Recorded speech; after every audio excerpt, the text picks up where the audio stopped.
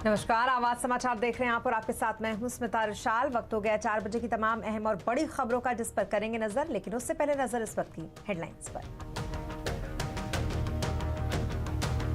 बाजार में तेजी का जोश बरकरार, सेंसेक्स निफ्टी रिकॉर्ड ऊंचाई पर बंद। सेंसेक्स 418 और निफ्टी 140 अंक उछला। मिड स्मॉल कैप में तेजी। रसोई गैस और फर्टिलाइजर सस्ती करने के लिए किरिट पारिक कमेटी ने सुझाया फॉर्मूला। हमसे एक्सक्लूसिव बातचीत में किरिट पारिक ने कहा, अधिकतम कीमतें घटाना जरूरी, डिंग कंट्रोल करने पर ही कई अहम बात की। हवाई सफर में नहीं ले पाएंगे 5G इंटरनेट का मजा। रनवे के दोनों तरफ 2 किलोमीटर तक सेवा नहीं देने के लिए टेलीकॉम विभाग ने दिया आदेश। बिल्किस बानो ने दोषियों की रिहाई को सुप्रीम कोर्ट में दी चुनौती। केस की समीक्षा के बाद लिस्टिंग करने की कोर्ट ने कही बात। गुजरात में दूसरे चरण के चुनाव प्रचार के लिए आज बीजेपी का महाचुनावी प्रचार अभियान। गृह मंत्री अमित शाह, जेपी नड्डा, राजनाथ सिंह की कई जनसभाएं।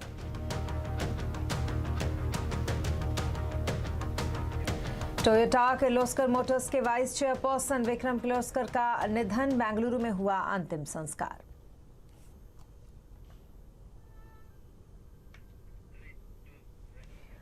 और बुलेटिन की शुरुआत मार्केट से करेंगे। मार्केट में बुल का जोश हाई है। बाजार में लगातार 7वें दिन भी तेजी का जोश बरकरार है। हफ्ते के तीसरे दिन सेंसेक्स निफ्टी रिकॉर्ड ऊंचाई पर बंद हुए। सेंसेक्स 418 पॉइंट चढ़कर 63,100 अंक पर और निफ्टी 140 पॉइंट चढ़कर 18,758 अंक पर बंद हुए। मार्केट का हाल समझते हैं सुमित से। सुमित, बताए क्या कुछ रहे आज के बाजार के हाईलाइट्स। देखिए, वीकली एक्सपायरी से पहले भारतीय बाजारों में बुल्स का जोश काफी हाई, रिकॉर्ड स्तरों पर का रिकॉर्ड बनने का सिलसिला जो है भारतीय बाजारों में वो अभी भी जारी है। और आज पहली बार निफ्टी सेंसेक्स करीब 63,000 के पार हुआ। निफ्टी 18,700 के पार फर्मली कामकाज करता हुआ 18,850 के पार पहुंचा निफ्टी फ्यूचर। और एक अच्छी तेजी क्रॉस द बोर्ड आज देखने को मिली। मिड कैप, स्मॉल कैप जोरदार तेजी में। लास्ट आवर में बढ़िया बाइंग मार्केट में कैश स्टॉक्स के अंदर आते हुए दिखाई पड़ी। मेटल में जोरदार तेजी, एनर्जी में तेजी, रियल्टी में तेजी और साथ साथ सीमेंट जैसे स्टॉक भी आखिरी आवर में चलते हुए दिखाई पड़े। तो एक अच्छा मूव एक क्रॉस द बोर्ड मार्केट्स में, और खास तौर से जो एनबीएफसी है या कैश मार्केट स्टॉक है, वहां पर एक बढ़िया तेजी आखिरी के 1 घंटे के अंदर दौरान आते हुए दिखाई पड़ी। जी, इसके अलावा दिन की तरह आपसे आज सेक्टर्स के बारे में भी समझना चाहेंगे। आज किन सेक्टर्स में एक्शन और किन सेक्टर्स में सुस्ती रही सुमित? देखिए, पहले तो निफ्टी के टॉप गेनर्स की बात की जाए तो आज महिंद्रा लीड कर रहा था। नंबर से ठीक पहले यहां पर खरीदारी। हिंडाल्को 3.5% का उछाल। आखिरी आर बाइंग रही ग्रासिम में। एसबीआई लाइफ करीब 2% की तेजी यहां आते हुए दिखाई पड़ी। निफ्टी के लूजर्स में इंडसइंड बैंक प्रॉफिट टेकिंग कह सकते हैं। एसबीआई में साथ साथ HCL Tech flat to negative और आईटीसी करीब 0.5% के आसपास का फॉल यहां आता हुआ दिखाई पड़ा। मिड कैप में आज बाजी मार के गया वरुण बेवरेजेस। लास्ट आवर में 9% का जोरदार उछाल। आखिरी घंटे में श्रीराम ट्रांसपोर्ट में 6.5% का उछाल। जेएसपीएल 4% ऊपर और कमेंस इंडिया करीब 3% की तेजी यहां आते हुए दिखाई पड़ी। मिड कैप लूजर्स में वरुण बेवरेज, पीएनबी यहां पर प्रॉफिट टेकिंग रही करीब 2% के आसपास की। Canara bank, bank of India यानी पीएसयू बैंकिंग बास्केट में आज लास्ट आवर के अंदर कुछ प्रॉफिट टेकिंग आते हुए दिखाई पड़ी। एफएनओ में लीड कर रहा था श्रीराम ट्रांसपोर्ट। इसके अलावा जीएमआर एयरपोर्ट, जेएसपीएल और एमएनएम करीब 4% के आसपास की बढ़त यहां आते हुए दिखाई पड़ी। इसके अलावा एफएनओ के गिरने वाले शेयरों में PNB, Canara bank, Glenmark pharma और एलएनटी इन्फोटेक जहां पे करीब 1.5% के आसपास का फॉल आता हुआ दिखाई पड़ा। एनर्जी में आज लीड कर रहा था Adani green, Adani transmission, IOC, power grid, पूरे स्पेस राधाराज एनर्जी का एक अच्छे बज के साथ कामकाज करते हुए। और मेटल में जेएसपीएल लीड कर रहा था, हिंडाल्को लीड कर रहा था। इसके अलावा एपीएल अपोलो और हिंदुस्तान कॉपर करीब 2.5 से लेकर 4.5% का मूव यहां आता हुआ दिखाई पड़ा। तो एक जोरदार तेजी के साथ रिकॉर्ड स्तरों पर मार्केट्स पहुंचा। अब आगे देखते हैं कि एक्सपायरी किस तरह से होती है वीकली। जी, बहुत शुक्रिया तमाम डिटेल्स के लिए आपका सुमित। और सीएनबीसी आवाज से खास बातचीत में अल्फा एक्यूरेट एडवाइजर्स के managing director Rajesh Kothari banking और फाइनेंस के साथ कैपिटल गुड्स शेयर को लेकर काफी बुलिश दिखे। तो वहीं साथ ही राजेश कोठारी ने कंज्यूमर सेक्टर के कुछ स्पेस को लेकर सतर्क रहने की सलाह दी है। कैपिटल गुड्स एक ऐसी थीम है on which we are extremely bullish from almost like last 1.5 years। कई बार हमारी सीएनबीसी पे भी आपके साथ ये बात की चर्चा हुई है। एंड अगर आप देखिए आज most of the capital goods company at 52-week high, so that's the first thing on which we are very bullish। We roughly hold about 11 to 12% in this space. Second space on which we are very bullish is banking and finance. तो बहुत लंबा अरसे के बाद non food credit growth double digit आया हुआ है. So we believe that the banking space will continue to do well from here on. And of course, you need to be selective when you buy banking. Third important space on which we are very bullish is automobile and auto ancillary. Last 4 years were not good. The worst is over and best is yet to come. The raw material prices are coming down. Demand remains strong. Urban, of course, has been very strong in last first half. And the last but not least is a specialty chemical theme. But वहाँ पे you have to be very, very selective because many of these companies are already at their lifetime highs and the valuations are also expensive. तो वहीं global वानिकी Wells Fargo के senior economist Gary सॉल्जबर्ग का मानना है कि इमर्जिंग मार्केट की तुलना में भारतीय बाजार आकर्षक है. उनके मुताबिक अगले 1 साल में ग्लोबल ग्रोथ आउटलुक में नरमी दिख सकती है. Valuations are certainly an issue, but the growth outlook, even though we do expect to see it losing some momentum over the next 12 months, we continue to find India an attractive, relatively attractive market within the emerging market space. और चीन की दिग्गज e commerce company Alibaba ने online food delivery company Zomato के साथ बड़ी block deal की है. अलीबाबा ने जोमैटो से 3.4% हिस्सेदारी बेची. ब्लॉक डील के जरिए अलीबाबा ने जोमैटो में 27 करोड़ से ज्यादा शेयर बेचे. ये डील 64 रुपए प्रति शेयर के भाव पर हुई है. तो वहीं पूरी ब्लॉक डील 240 करोड़ रुपए के करीब करीब है.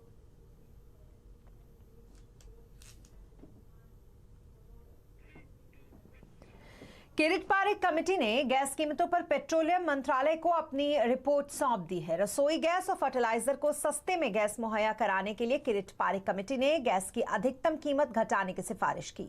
सीएनबीसी आवाज के साथ एक्सक्लूसिव बातचीत में उन्होंने कहा कि आगे चलकर गैस की कीमतों को पूरी तरीके से डी कंट्रोल करने की जरूरत है. आज अपनी रिपोर्ट सौंपने के बाद हमारे सहयोगी लक्ष्मण रॉय से किरीट पारेख के साथ खास बातचीत उन्होंने की. आप भी सुने.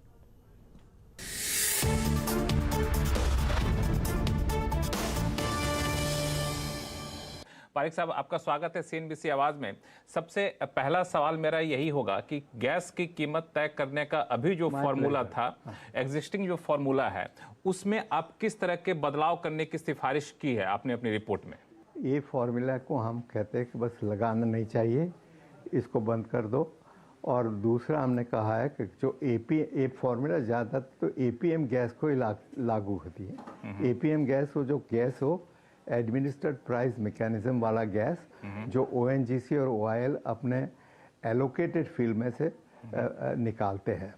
तो ये जो एपीएम गैस है, इसके लिए फार्मूला थी. अभी हमने कहा कि फार्मूला नहीं, क्या जो इसका रेलेवेंस था वो इतने सालों बाद अभी कम है और ज़रूरी नहीं है. तो हमने कहा है कि इसका एक फ्लोर प्राइस रखनी चाहिए कि न्यूनतम प्राइस, जिससे ये न्यूनतम प्राइस ओएनजीसी और ओआईएल का marginal cost of production at least cover करे. इनको जो कॉस्ट है उनको तो कवर करना चाहिए, क्योंकि इसको और जो हमने अपर बाउंड भी रखा है कि जितनी ऊपर बाउंड ऐसा होना चाहिए कि दो गैस जाएगा सीजीडी और फर्टिलाइज़र को, कंज्यूमर्स है PNG means pipe natural gas वाले डोमेस्टिक कंज्यूमर और कॉम्प्रेस नेचुरल गैस वाले ट्रांसपोर्ट सेक्टर, ये दोनों को फेयर प्राइस से मिले. Fair price means the price कैसी होनी चाहिए कि जिनका जो ऑल्टरनेटिव है, जो इस फ्यूल है, पीएनजी के लिए एलपीजी के लगाओ और कंज्यूमर ट्रांसपोर्ट के लिए डीजल लगाओ. इससे कंपैरिजन में ये सब अट्रैक्टिव होना चाहिए, इसीलिए वो अपर बाउंड लगाया गया है. लेकिन हमने ये भी कहा कि अपर बाउंड हर साल $0.5 बढ़ेगा एंड धीरे धीरे बाय 2027 तक हम इसको पूर्ण both floor and ceiling price remove करेंगे और एपीएम गैस में पूरी कंपेटिटिव मार्केट के मुताबिक उनकी प्राइस और वितरण होगा. ठीक है. इसी तरह से जो पुराने फील्ड, दूसरे फील्ड है जो hard to extract deep high pressure, high temperature and other fields where they have already pricing freedom, but इनके पास marketing freedom नहीं है पूरा, क्योंकि उसके पर जो pricing है उसके पर एक upper ceiling लगाई जा रही है। वो अलग ceiling है, वो price formula से नहीं, दूसरे formula से लगती है। तो हमने कहा कि ये भी जनवरी 1, 2026 से हटाया जाए। ये 3 साल और 4 साल की सुविधा देने के टाइम देने की ज़रूरत ये है कि देयर आर मैनी कंपनीज के अलग अलग उनका वो कॉन्ट्रैक्ट्स है, एंड ये सब कॉन्ट्रैक्ट्स को अपसेट हम नहीं करने चाहते, क्योंकि सारे अपसेट हो जाए तो फिर काफ़ी लोग बस कोर्ट में जाएंगे और ये सब बहुत डिस्ट्रप्शन आ जाएगा सेक्टर में। तो ये सब को ध्यान में रखते हमने ये सुझाव दिया है। बिल्कुल, ये जो सुझाव है सर आपका, इसके हिसाब से अगर हम चलें तो एपीएम प्राइस, जिसका खास तौर से पीएनजी जैसा कि आपने बताया फर्टिलाइजर सेक्टर उसका इस्तेमाल करती हैं, तो अभी जिस प्राइस पे इन सेक्टर को गैस मिल रहा है, हाँ, उससे कितना रिलीफ मिलेगा इन सेक्टर को गैस मिलने में? देखो, सीजीडी गैस अभी इस वक्त सीजीडी कंपनी को गैस करीब $8.5 पर MMBTU से मिलता है। ठीक है, कि उसको इमीडिएटली फिर हमारा सुझाव जो गवर्नमेंट एक्सेप्ट करता है तो वो 6.5 तो हो जाएगा कम से कम। ठीक है, एंड जब international prices of oil and gas कम आएगी तो इससे भी नीचे हो सकता है। इसमें अब एक सवाल ये उठता है कि गवर्नमेंट ने कहा कि हम कंज्यूमर को फेयर प्राइस देंगे, आप कह रहे हैं कि 27 के बाद इसको पूरी तरह से डिकंट्रोल कर दीजिए एपीएम गैस प्राइस को, ना तो फ्लोर प्राइस रखिए ना तो सीलिंग प्राइस रखिए। तो क्या इस बात का डर है, आशंका है कि जब हम डिकंट्रोल कर देंगे, लिबरलाइज कर देंगे, तो प्राइस मौजूदा लेवल से ज़्यादा, कहीं इतना ज़्यादा हो जाए कि कंज्यूमर को फ़ायदा पहुँचने के बजाय नुकसान होने लगे? या कंज्यूमर को तो देखिए, अगर दुनिया में कीमत ऑयल एंड गैस की बढ़ती है, अगर एलपीजी महंगा हो जाता है तो इसका 2 ही तरीका है, सरकार अपने बजट से पैसा दे और कंज्यूमर को प्राइस बढ़ाया जाए। इससे सिवा हमारे पास कोई तरीका नहीं है। तो हमने कहा कि बस 4 साल की में तैयारी रखिए कि आपको इंटरनेशनल प्राइस से कंपटीशन करना होगा। लेकिन हम ये भी सही है कि इंटरनेशनल प्राइस की जो वॉलेटिलिटी करंटली है यूक्रेन का युद्ध के मुताबिक के रीज़न, बिकॉज ऑफ दैट ये कम हो जाएगी इतने साल में। तो और हम ये भी मानते हैं कि दुनिया में करीब 25% increase in gas exporting capacity 2025-26 तक आ जाएंगी, और इसके बाद 1 साल में तो इसका और 20% बढ़ेगा। इसीलिए गैस की प्राइस तो, इम्पोर्टेड गैस की प्राइस कम होने वाले ही है, और ऐसा लगता है हमको। क्या होगा तो कोई फ्यूचर का प्रेडिक्शन तो नहीं कर सकता है, लेकिन जब ये देखिए तो लगता है कि ऐसा होने की संभावना काफ़ी है।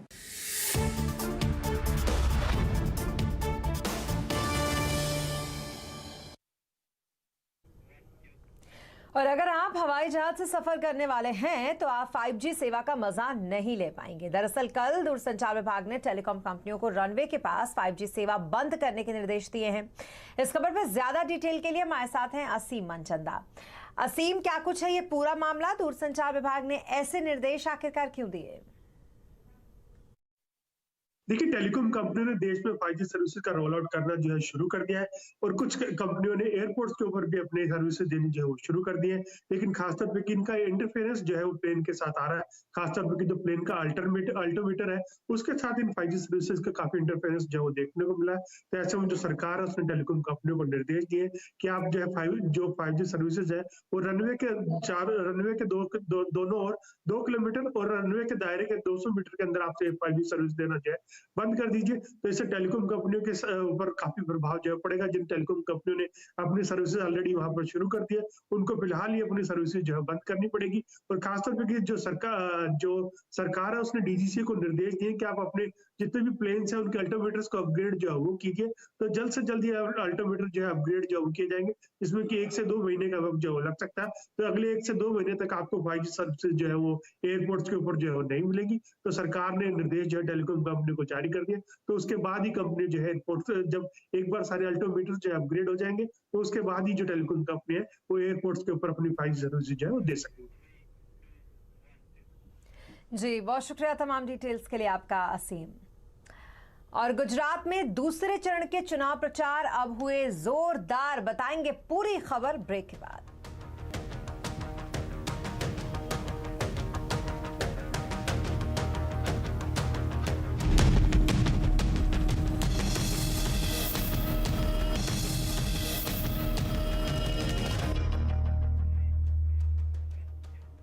और ब्रेक के बाद एक बार फिर आपका स्वागत है और अब बात चुनावी दंगल की।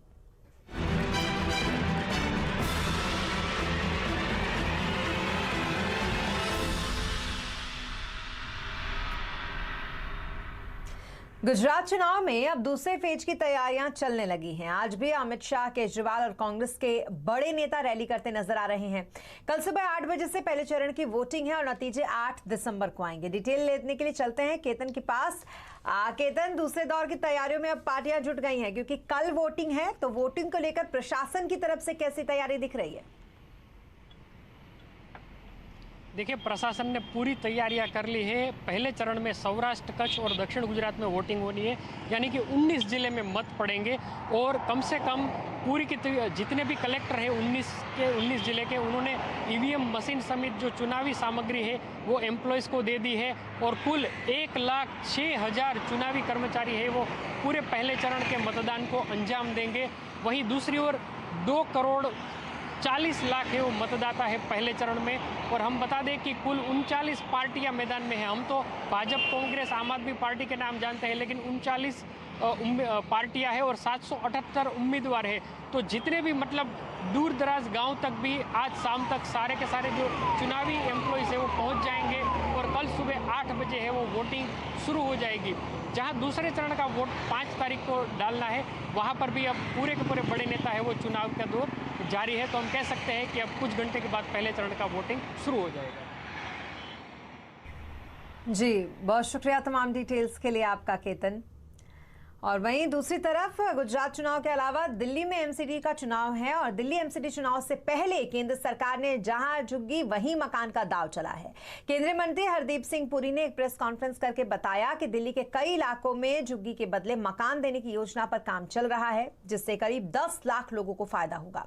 उन्होंने कहा कि जो अनियमित कॉलोनी है उनमें पीएम उदय योजना के तहत 50 लाख नागरिकों को लाभ मिलेगा। कि दिल्ली की 2 करोड़ की आबादी में जहां झुग्गी वहीं मकान 10 लाख लोग बेनिफिट करेंगे। प्राइम मिनिस्टर प्रधानमंत्री उदय स्कीम में 50 लाख, लैंड पूलिंग में 75 लाख और जो डीडीए कॉलोनीज में लोग रहते हैं सबकी रीडेवलपमेंट, जो ग्रुप हाउसिंग सोसाइटीज में रहते हैं सबकी रीडेवलपमेंट, ये ऑलरेडी काम एडवांस स्टेज पे है। तो हमने ये निर्णय कर लिया कि एमसीडी चुनाव के इमीडिएटली बाद हम केंद्रीय सरकार और हमारे जो इलेक्टेड रिप्रेजेंटेटिव्स हैं हम इस बात को आगे बढ़ाएंगे। 2002 गुजरात दंगों की पीड़िता बिल्किस बानो ने सुप्रीम कोर्ट में रिव्यू पिटीशन दायर की है। बिल्किस ने 13 मई को सुप्रीम कोर्ट के आदेश पर दोबारा विचार करने की मांग की है। इस आदेश के आधार पर बिल्किस से सामूहिक बलात्कार और उसके परिवार के सदस्यों की हत्या के दोषी रिहा हुए थे। इस मामले को आज चीफ जस्टिस के सामने रखा गया। उन्होंने इस पर विचार करने के केस को उचित बेंच के सामने लाने का आश्वासन दिया। 13 मई को सुप्रीम कोर्ट के जस्टिस अजय रस्तोगी और विक्रमनाथ की बेंच ने एक दोषी राधेश्याम शाह की याचिका पर फैसला सुनाते हुए कहा था कि उसे सजा 2008 में मिली थी, इसलिए रिहाई के लिए 2014 में गुजरात में बने कड़े नियम लागू नहीं होंगे बल्कि 1992 के नियम लागू होंगे। गुजरात सरकार ने 15 अगस्त को इसी आधार पर 14 साल की सजा काट चुके 11 लोगों को रिहा कर दिया था।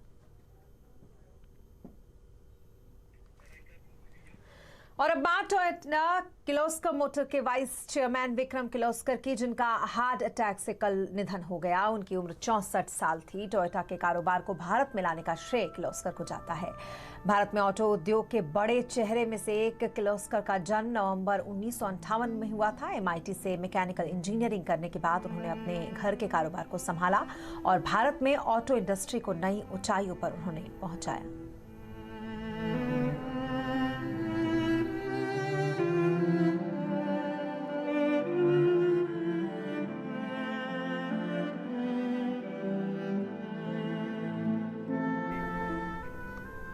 और इसी के साथ इस बुलेटिन में फिलहाल इतना ही, लेकिन खबरों पर लगातार अपडेट के लिए आप बने रहें CNBC आवाज के साथ। नमस्कार।